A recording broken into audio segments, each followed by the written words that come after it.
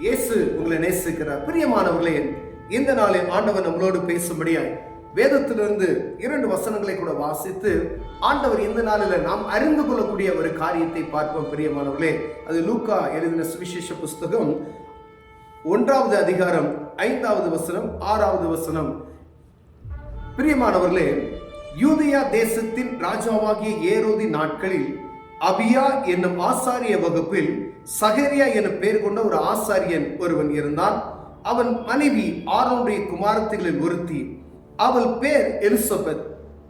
அவர்கள் இருவரும் கர்த்தரிட்ட சகல கற்பனைகளின்படியையும் நியமங்களின்படியையும் குற்றமற்றவர்களாய் நடந்து தேவனுக்கு முன்பாக நீதியுள்ளவர்களாய் இருந்தார்கள். பிரியமானவர்களே, தேசத்துல நாட்டுல ஆண்டவர் ஒரு அற்புதத்தை செய்ய போகிறார், ஒரு மனிதனை பயன்படுத்த போகிறார் என்றால் முதல்ல அவர் தேர்ந்தெடுக்கிற ஒரு மனிதனை நாம் பார்க்க முடிகிறது. பிரியமானவர்களே, பழைய ஏற்பாட்டின் காலத்துல நோவாவை ஆண்டவர் தேர்ந்தெடுத்தார்.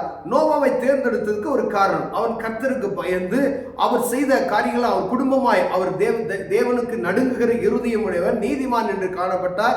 அதற்காக அந்த நாட்கள்ல மக்களை பாதுகாப்பதற்காக நோவாவை ஆண்டவர் என்ன செய்றாரு, தேர்ந்தெடுக்கிறார். அந்த பேழையை உருவாக்குவதற்கு எல்லா காரியத்திலும் அவருக்கு உதவியா இருக்கிறார். பிரியமான, அதே போல புதிய ஏற்பாட்டின் காலத்துல நடக்க போகிற ஒரு பெரிய காரியத்திற்காக முன்கூட்டி ஒரு மனிதனை ஆண்டவர் தேர்ந்தெடுக்கிறார். அவர் கர்த்தருக்கு பயந்து, அவர்கள் இருவரும் கணவன் மனைவி இருவரும், அவர்களுக்கு பிள்ளை இல்லை, வயது சென்றவர்கள், அவர்களுக்கு குழந்தை இல்லை, மலடி என்று சொல்லப்பட்டிருக்கிற எலிசபெத், அப்படிப்பட்டவர்களை ஆண்டவர் தேர்ந்தெடுக்கிறார். கீழே உள்ள வசனங்களை நம்ம வாசித்தோம் என்றால் எலிசபெத் மலடியா இருந்தார் என்று சொல்லப்படுற, வயது சென்றவர்களாய் இருந்தார் அப்படின்னு சொல்லப்படுகிறது.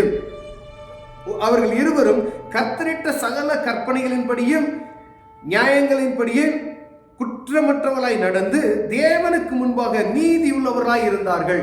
2 பேரும் ஆண்டவருக்கு பயந்து நடுங்குகிற பயபக்தியான ஒரு குடும்பமாய் காணப்பட்டார்கள். இவர்கள் ஆசாரியர்கள். இவர்களுக்கு ஆண்டவர் தேர்ந்த ஆசாரியர் அநேக பேர் இருக்கிறார்கள். அந்த நேரத்திலும் ஆண்டவருக்கு பயந்து நடக்கிற, குடும்பமாய் பயந்து நடக்கிற ஒரு மனிதனை தேர்ந்தெடுத்து வரப்போகிற ஒரு காரியத்திற்கு அவரை பயன்படுத்துகிறதை பார்க்க முடிகிறது. ஆண்டவராகிய இயேசு கிறிஸ்து வரப்போகிறார். அவர் இந்த பூமியில மனுரூபம் எடுக்க போறார் என்பதற்கு முன்பதாய், அவருக்கு வழியை ஆயத்தப்படுத்தும்படியாய் முன்பதாய் ஒரு மனிதன் வர வேண்டும் என்பதற்காக அங்கு வருகிறதை நாம் பார்க்க முடிகிறது. பிரியமானவர்களே, அந்த ஆயத்தமான ஒரு மனிதனை, அந்த தீர்க்கதரிசியை இந்த பூமிக்கு அனுப்புவதற்கு, இயேசு கிறிஸ்துவை அறிமுகப்படுத்துவதற்கு, அவருக்கு வழியை சேவை பண்ணுவதற்கு ஒரு மனிதனை ஆண்டவர் கொண்டு வர வேண்டும். ஒரு தீர்க்கதரிசியை ஆண்டவர் கொண்டு வர வேண்டும். ஒரு எலியா என்கிற ஒருவர் பூமிக்கு கொண்டு வர என்பதற்காய் ஆண்டவர் இந்த சகரியா எலிசபெத் குடும்பத்தை பயன்படுத்துகிறார். ஆண்டவர், பிரியமானவர்களே, இவர்கள் 2 பேரும் ஆசாரிய ஊழியம், சகரியா ஆசாரிய ஊழியம் செய்யும் பொழுது இவர்களுக்கு குழந்தை இல்லை. அவர் ஆசாரிய ஊழியம் செய்வதற்கு ஆலயத்தில் சீட்டு கிடைத்து அங்கு போய் தூப வர்க்கம் போடுவதற்காக ஆலயத்திற்குள் கடந்து செல்லும் பொழுது ஒரு தரிசனத்தை பார்க்கிறதை நாம் பார்க்க முடிகிறது. பிரியமானவர்களே, அப்ப தேவ தூதன் அந்த வலது பக்கம் நிற்கிறதை பார்க்கிறார். பயந்து நடுங்குகிற ஒரு காரியம் எழுதப்பட்டு இருக்கிறது. அப்பொழுது தேவதூதன் சொல்லுகிறான், சகரியாவே பயப்படாதே, உன் வேண்டுதல் கேட்கப்பட்டது, அதனாலே தேவ சமூகத்திலிருந்து நான் இங்கு கடந்து வந்தேன் என்று சொல்லி அங்கு தேற்றுகிறதை பார்க்க முடிகிறது.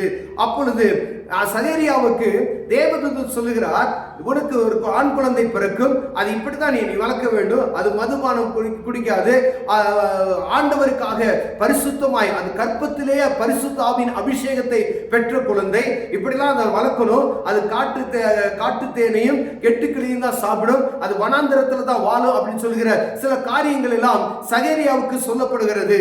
அதை சகரியா நம்பல. அப்போ அது வரைக்கும் நீ என்ன செய்ய முடியாது, நீ பேச மாட்ட, நீ ஊமையா இருப்பன்னு சொல்லி அதை சொல்லிடுறாரு. தேவதூதனும் கடந்து செல்கிறார். அப்ப தேவதூதன் சொல்லுகிற சில காரியங்கள் எதற்காக அவர் வருவார் என்பதற்கு, அப்பொழுது கர்த்தருடைய தூதன் ஒரு பலிபீடத்தில் வலது பக்கத்தில் நின்று அவனுக்கு தரிசனமானான். சகரியா அவனை கண்டு கலங்கி பயமடைந்தான்.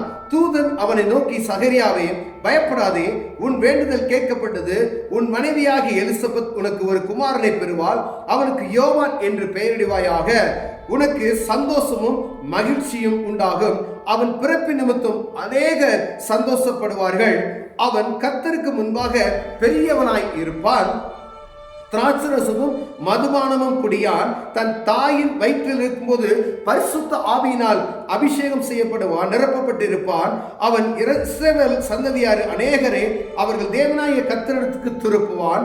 பிதாக்களுடைய இருதயங்களையும் பிள்ளைகளிடத்திற்கும் கீழ்ப்படியாதவர்களை நீதிமானுடைய ஞானத்திற்கும் திருப்பி உத்தமமான ஜனத்தை கர்த்தருக்கு ஆயத்தமாக்கும்படியாக அவன் எலியாவின் ஆவியும் பலமும் உடையவனாய் அவருக்கு முன்பாக நடப்பான் என்று தேவதூதன் அவருடைய நற்காரியங்களை எதற்காக அந்த அவர் வரப்போகிறார், இந்த யோவான் வரப்போகிறார் என்கிற காரியத்தை தன் சகரியாவுக்கு சொல்லுகிற ஒரு காரியத்தை எழுதப்பட்டு இருக்கிறது. பிரியமானவர்களே, அவர் எல்லாவற்றையும் அவர் கேட்டுக்கொண்டு இருதயத்தில் வைத்துக் கொண்டுகிறார். இப்படி ஒரு காரியம் அது ஒருவர் பேச முடியாது, சத்தங்களை கேட்டுக்கொண்டார். இந்த காரியங்கள் எல்லாம் எப்படி இருக்குமோ என்று அவர் ஆசாரிய மூலியம் செய்வ வரைக்கும் அங்கே இருக்கிறார் பாருங்க.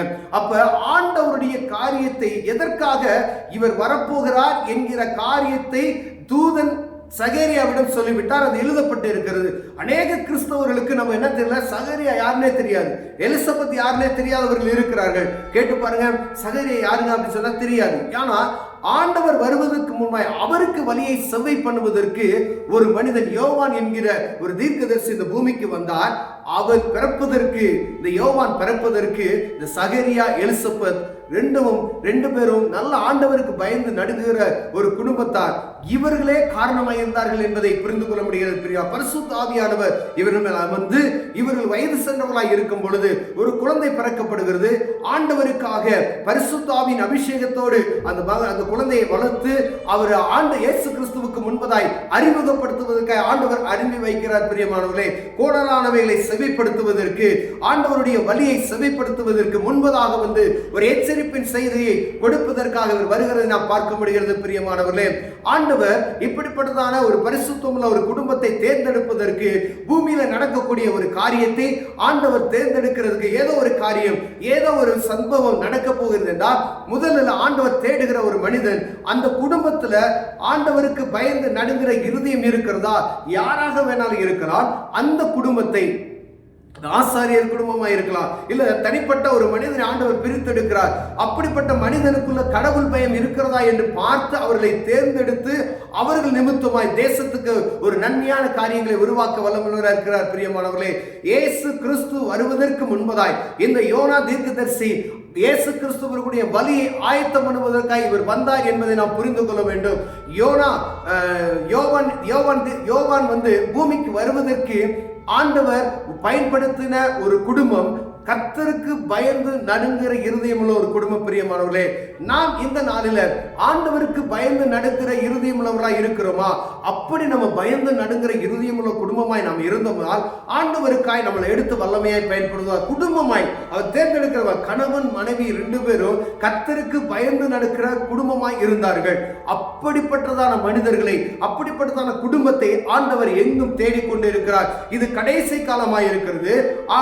ஆனால் நாம் கிறிஸ்துமஸ் என்ற நிகழ்ச்சியை ஒவ்வொரு வருடம் கொண்டாடி கொண்டு இருக்கிறோம். ஆனால் எலிசபெத் யார் என்பதை நாம் அறியாமல் இருந்தோமானால் வேத புத்தகத்தை வாசித்து இந்த எலிசபெத் யார், இந்த சகரியா யார், இவர்களுக்கு நிமித்தமாய் வந்த அந்த குழந்தை யோவான் எப்படிப்பட்டவர் என்பதை நாம் புரிந்து கொள்ளணும். கிறிஸ்துவுக்கு முன்பதாய் இவர்கள் வந்து இவர்கள் ஆண்டவருக்கான காரியங்களை ஆயத்தப்படுத்தி அதற்கு வழியை செவைப்படுத்த காரியத்தில் நாம் புரிந்து கொள்ளும்படியாய் ஆண்டவர் உங்களோடும் என்னோடும் பேசுகிறார். பிரியமானவர்களே, கிறிஸ்துமஸ் நிகழ்ச்சியை கொண்டாடுகிறோம். இவர் வந்ததின் நோக்கம் பாருங்க, ஏன் இந்த பூமிக்கு வந்தார்? கிறிஸ்துவை அறிவதற்கு, கிறிஸ்து வருவதற்கு முன்பதாய் அவர் என்ன செய்ய போகிறார் என்பத காரியத்தை ஜனங்களுக்கு அவர் அறிவிக்கிறதை பார்க்க முடிகிறது. பிரியமானவர்களே, தூதன் சொல்கிறார், சகல ஜனங்களையும் நீதிமான்களாய் மாற்றவும், பாவத்தில் இருக்கிறவர்களை ஜனங்களை எல்லாம் சரிப்படுத்தவும் வரப்போகிறவர் நிமித்தமாய் ஒரு பெரிய அற்புதம் நடக்க போகிறது. பாவ மன்னிப்பு நிச்சயத்தை பெறப்போகிறார் என்ற சத்தியத்தை ஜனங்களுக்கு அறிவிக்கும்படியாகவே இந்த தூதன் வந்து சகரியா எலிசபெத் குடும்பத்துக்கு ஒரு ஆசீர்வாதத்தை கொடுத்து யோவான் தீர்க்கதரிசி பிறப்பதற்கு உதவியாய் இருக்கிறார்கள். பிரியமானவர்களே, ஒருவர் அந்த யோவானுடைய காரியத்தையும் எலிசபெத் சகரியா காரியத்தையும் அறியாதபடி இருப்போம். ஏனால் வேத புத்தகத்தை வாசிப்பதற்கு தேவன் உங்களையும் என்னையும் பலப்படுத்துவாராக. வேத புத்தக புத்தகத்தை வாசித்து யூகாவின் புத்தகத்தை எடுத்து நம்ம வாசிக்கும் பொழுது இவருடைய சரித்திரம் அருமையாக எழுதப்பட்டு இருக்கிறது. பிரியமானவர்களே, இது நம்ம அறியாம இருந்தோம் அப்படின்னு சொன்னா நம்ம அறிந்து கொள்வதற்கு ஆண்டவர் உங்களோடு என்னோடு பேசுகிறார். வேத புத்தகத்தை வாசிங்க. இரண்டாவது, நம்முடைய குடும்பத்தை ஆண்டவர் பயன்படுத்துவதற்கு குடும்பமாக பயன்படணும் அப்படின்னு சொன்னா எல்லாரும் பயபக்தியை நடந்து கொள்ளும்படியா ஆண்டவர் தேடுகிறார். பிரியமான ஒரு குடும்பத்தை தேடுகிறார். இங்கு தேடின குடும்பம் அவர்கள் கணவன் மனைவியாய் ஆண்டவருக்கு பயந்து நடக்கிறாங்க, கற்பனைகளின்படி நடக்கிறாங்க, உத்தமமான இருதயம் உள்ளவர்களாய் இருக்கிறார்கள். அப்படிப்பட்ட குடும்பத்தை ஆண்டவர் இந்த நாட்களில் தேடுகிறார். கண்களை மூடுவோம், ஜெபம் செய்வோம். அன்பின் தகப்பனே, சகரியா எலிசபெத் குடும்பத்தை போல நாங்களும் கடவுளுக்கு பயந்து உண்மையுள்ளவர்களாய் உத்தமம் உள்ளவர்களாய் குடும்பமாய் ஆண்டவர் சமூகத்தை நோக்கி பார்க்கிறவர்களாய் காணப்படும்படியாய் எங்கள் நிமித்தம் ஏதாவது தேசத்துக்கு நன்மையான காரியங்கள் நடக்க உதவி செய்வீராக. இயேசுவின் நாமத்தில் பிதாவே, ஆமென்.